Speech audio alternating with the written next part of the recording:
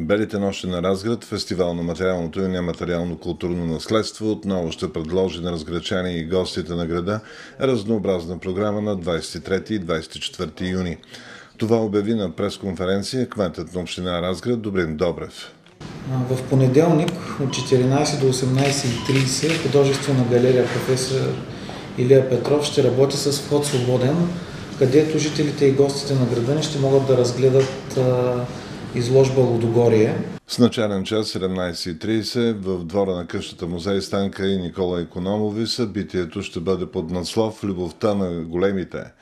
Символичният домакин на регионалната библиотека професор Боян Пенев ще се представи автора Неда Антонова. Тя е писател, поет, публицист, драматург, журналист, която е автор на разнообразни по жанр книги, исторически романи, театрални пиеси и новели и е сред най-четените изследователи и автори на книги на историческа тематика в България.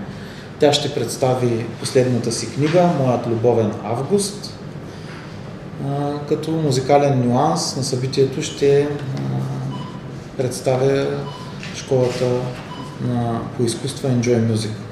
За първи път домакин в къщата музея Анания Вашов ще бъде центъра за работа с деца.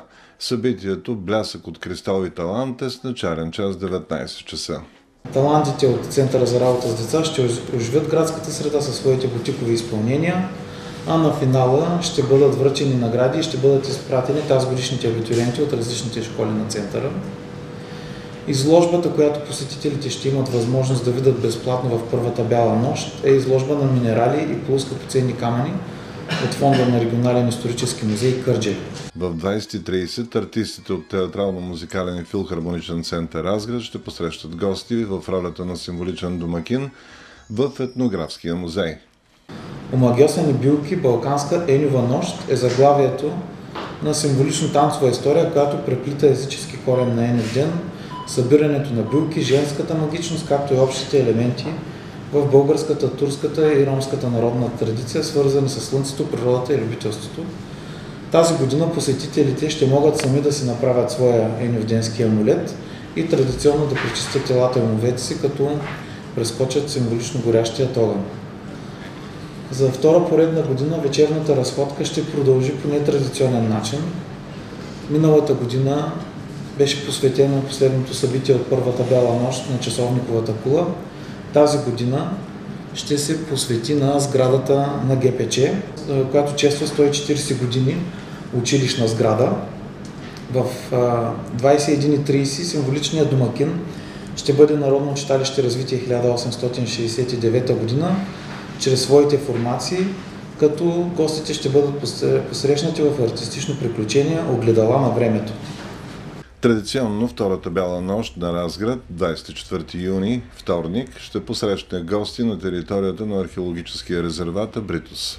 От 17 до 21 часа в интерактивен музей ще бъде експонирано Кралевското златно съкровище от Регионален исторически музей Търговище. То е група от златни и сребърни предмети, открити при проучването на тракийска надгробна могила при село Кралево. Съкровището се състои от 47 златни предмети, както от керамични съдове, които ще имате възможност да видите в интерактивният музей.